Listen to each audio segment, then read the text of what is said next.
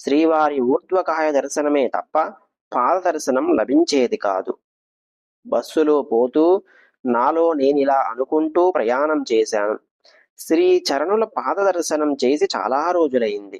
ఇంతకు ముందు వచ్చినప్పుడు కూడా బావి వెనక నిలబడినందున శ్రీవారి చరణ దర్శనం కాలేదు.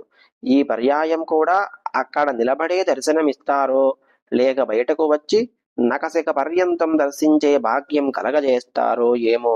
నా అదృష్టం ఎలా ఉందో, వారి చరణ సౌభాగ్యం దర్శించే అనుగ్రహం చేయకూడదా ఏమో. అదంతా స్వామివారి దయ, నా భాగ్యం. ఇలా మనస్సులో బాధపడుతూ నేను కంచి చేరుకున్నాను. శివాస్థానానికి వెళ్ళాను. సాయంత్రం 5:30 గంటలయ్యింది. శ్రీవారు తమ కుటీరం చుట్టూ ఉన్న ప్రహరీ గోడ పైనుంచి బయట చేరిన భక్తులకు దర్శనం ఇస్తున్నారు.